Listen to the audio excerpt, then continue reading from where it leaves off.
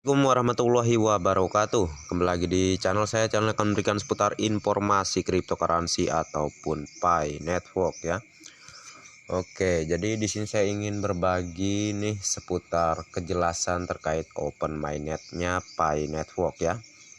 Dan mohon maaf kalau suara masih belum berubah dikarenakan masih dalam keadaan flu dan hidung tersumbat. Jadi doakan saja agar secepatnya saya sembuh dari yang saya alami ini ya, dan akan bisa membuat saya lebih bersemangat lagi ke depannya untuk membagikan tiap-tiap informasi seputar Pi Network ke sahabat Pioneers semua ya. Oke, jadi untuk pembahasan kali ini di sini bisa kalian lihat ya. Ini ada sebuah informasi yang mana kalau dalam teksnya itu China ya.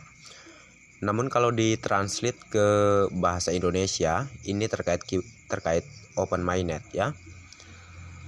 Keempat sudah siap super ekologi online 1 demi 1 bulan Desember dibuka secara resmi katanya ya. Secara resmi di bulan Desember gitu ya. Jadi ya semoga saja ini valid dan tentunya memang tersegera di bulan Desember tersebut sudah diselenggarakan open mainnet gitu ya. Kita doakan saja tentunya ya. Jadi untuk informasinya sendiri ya, ini sumbernya dari Bu Berli, yang mana beliau ini mendapatkan informasinya tentu dari platformnya dari China sana tentunya ya. Mengapa ini bisa dikatakan valid? Ya tentu kalian tahu sendiri bahwa istrinya Pak Dr. Nicholas Kokalis yaitu Bu Dr. Cheng Biofan adalah orang China. Jadi ya kalau secara informasi, kebocoran informasi yang cepat gitu terkait open mainnet ya bisa jadi di China gitu ya. Terkait bahwa Bu Dr. Cheng Biofan itu adalah warga negara orang China beliau ya. Jadi bagi saya sih nggak ada yang perlu dipertanyakan banyak terkait ini, yang pada intinya kita berpikir positif aja dan tentunya kita harus berdoa yang mana agar ini benar-benar nyata dan akan segera terjadi gitu ya. Nggak usah banyak debat lah, nggak usah banyak protes ya, intinya sabar aja. Oke, kalian paham arti proses kan ya. Tentu kalau proyek besar itu memerlukan proses. Oke. Dan di sini saya ingin sedikit memperdengarkan sebuah penjelasan penting kepada sahabat Pioneers semua. Harap disimak penjelasannya agar kalian lebih terpelajar gitu ya terkait yang lagi marak terjadi di sekarang ini mengenai Pi Network ya. Ini tentunya sangat-sangat penting ya untuk disimak. Jadi oke, kita langsung saja di sini. Ada 3 jenis komunitas jaringan Pi. 1. Pelopor yang menginginkan nilai Pi sesuai konsensus dan berusaha mempertahankannya. 2. Vendor yang juga menginginkan nilai Pi yang tinggi tetapi berpura-pura bodoh, dengan menolak konsensus global dengan harapan mendapatkan keuntungan berlipat ganda. 3. Mafia sebenarnya juga menginginkan harga Pi yang tinggi. Namun dengan defregnasi menjelek-jelekan tentang jaringan Pi, propaganda-propaganda negatif yang menjatuhkan mental pionir, dengan tujuan agar dapat mempermaikan Pi dengan harga murah. Harap jaga koin Pi Anda dengan baik, dan jadilah pionir yang cerdas. Bukan pionir yang mudah dipermainkan oleh kaum nyinyir, atau si tukang serok. Jadi bagaimana menurut Anda?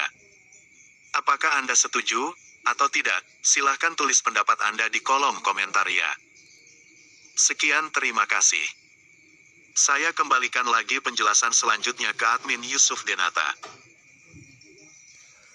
Oke, jadi penjelasan singkat terkait pembodohan-pembodohan gitu ya yang tercipta dari beberapa oknum yaitu kaum nyinyir atau si tukang serok tadi sudah dijelaskan ya. Jadi kalau misal kalian masih tertipu ya mungkin gimana ya, kalau dikatakan dungu ya sebenarnya sangat memprihatinkan gitu ya.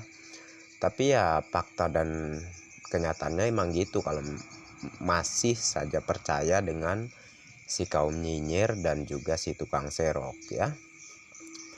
Jadi oknum-oknum seperti ini, seperti yang saya sebutkan barusan itu, mereka akan menciptakan sebuah opini ya, opini yang mana ya mereka sempurnakan lah kata-katanya itu, tentu agar para pioners percaya kepada mereka dengan kata-kata mereka yang sehalus-halusnya ya, seakan bahwa perkataan mereka ini bisa dipercaya gitu ya.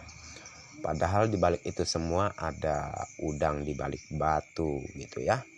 Jadi tentu kalian paham terkait ini ya. Kalau kalian belajar ya, tentu kalian tidak akan mudah dibodohi. Oke? Tapi kalau malas belajar, cuman klik mining gitu ya, nggak cari informasi, terus nggak mempelajari terkait proyek yang kalian ikuti ini seperti apa dan bagaimana gitu ya, ya tentu kalian akan mudah dibodohi gitu sama si tukang serok atau si kaum nyinyir ini ya. Maka dari itu saya sering menyarankan jangan hanya mengklik mining aja, namun ya sambil belajar gitu ya terkait proyek ini agar terpelajar dan tidak mudah dipermainkan oleh si tukang serok dan si kaum nyinyir ya. Jadi udah jelas ya terkait tadi mengenai open minded, dan ini mengenai penjelasan atau edukasi kepada sahabat pioner semua agar tidak dibodohi sama kaum nyinyir ataupun si penyerok koin gitu ya. Dan semoga informasinya bermanfaat, dan jika bermanfaat silahkan di share ke sahabat pioners lainnya agar mereka mendapatkan pencerahan dan tentu mereka lebih antisipasi lagi ke depannya dalam menghadapi hal-hal yang semacam ini gitu ya. Dan oke, terima kasih banyak untuk kalian yang sudah mampir di channel saya. Dan bagi yang belum like dan subscribe silahkan diklik, dan jangan lupa juga aktifkan notifikasi loncengnya agar setiap saya mengupload video terbaru ke depannya tentunya kalianlah yang akan lebih awal menerima notifikasinya. Dan oke, next time. Assalamualaikum warahmatullahi wabarakatuh. Bye bye.